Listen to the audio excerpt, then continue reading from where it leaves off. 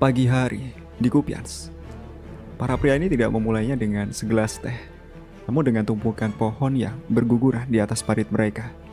Ya, itu adalah hasil serangan pasukan Ukraina yang terus berusaha sekuat tenaga untuk mengusir formasi Rusia keluar dari bagian utara Sinkovka. Namun kelompok unit pengintai yang tampaknya bangun lebih awal dengan cepat berhasil mendapatkan titik penempatan formasi Ukraina di wilayah ini.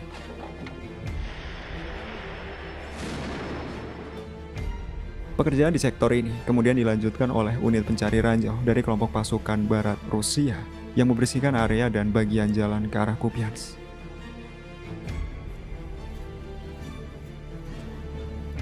Dan ya, selebihnya sektor ini membeku.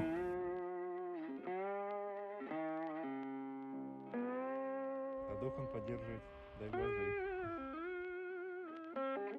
Опорных пунктов являются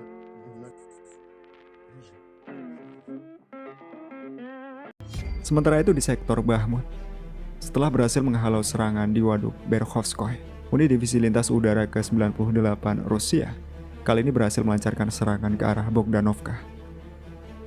Kemajuan lainnya juga terjadi ke arah Kromovo. Pasukan Rusia berhasil maju dan memperluas zona kendali di sekitar waduk yang telah dikuasai Ukraina selama hampir berbulan-bulan. Seperti yang dikatakan Wagner ketika berhasil menguasai Bahmut, bahwa desa tersebut memang penting, terutama untuk memasok berbagai keperluan selama penyerangan angkatan bersenjata Ukraina ke arah Bahmut. Itu artinya, menguasai pemukiman tersebut akan menciptakan tekanan tersendiri bagi formasi angkatan bersenjata Ukraina di pinggiran selatan Bahmut. Kromovo terletak tidak jauh dari Ivanovskoy, desa yang digunakan oleh angkatan bersenjata Ukraina sebagai tempat untuk melakukan penembakan terhadap posisi angkatan bersenjata Rusia di Kleshevka. Itu artinya, di Ivanovskoy, angkatan bersenjata Ukraina tidak akan lagi secara bebas menembaki pasukan infanteri Rusia yang akan bergerak maju ke Kleshevka. Akibatnya, intensitas serangan Ukraina dikatakan menurun di Kleshevka, dan kemungkinan besar beberapa senjata dan mortir mereka saat ini sedang ditarik dari sana. Sejauh ini Ukraina telah mengakui hilangnya sebagian Kromovo, meski mereka mengklaim beberapa pasukannya yang tersisa masih memberikan perlawanan di pinggiran Kromovo. Namun sebaliknya, Rusia, mereka tidak hanya mengklaim berhasil menguasai penuh Kromovo, namun juga kemajuan di Bogdanovka.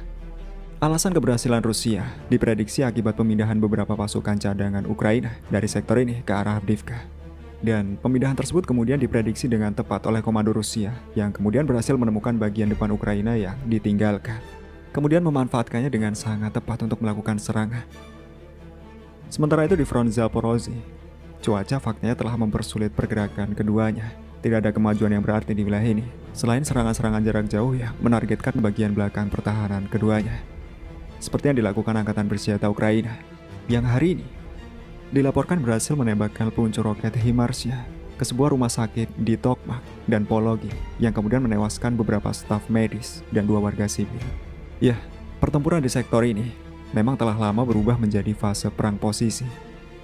Untuk waktu yang cukup lama, Ukraina belum melancarkan serangan besar seperti yang mereka lakukan pada musim panas dan awal musim gugur. Selain itu, cuaca buruk yang terjadi tentu berdampak besar terhadap pertempuran. Hal ini kemudian membatasi penggunaan pesawat tempur dan drone.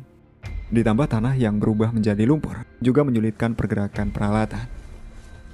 Di saat yang sama, komando Ukraina yang terus mengkhawatirkan Avdiivka hari ini dilaporkan telah memindahkan pasukannya yang berada di sektor ini ke Avdiivka. Beberapa di antaranya adalah Brigade Mekanis ke-116. Kemudian di sektor Avdiivka, pasukan Rusia terus bergerak maju ke arah Severny, yang mana kemajuan ini nantinya akan mempersempit jalur pasokan logistik Ukraina ke Avdiivka. Sementara itu di zona industri yang telah dibebaskan, pekerjaan pasukan Rusia hari ini adalah membersihkan ranjau di wilayah tersebut. Pasukan Ukraina yang hanya bisa meratapi bentengnya, kali ini terus mengganggu pekerjaan Rusia dengan menembakkan mortir dan menerbangkan drone. Melihat sejauh ini Ukraina memindahkan banyak unit tempurnya dari berbagai sektor ke Avdiivka, tampaknya ini adalah front utama mereka berikutnya.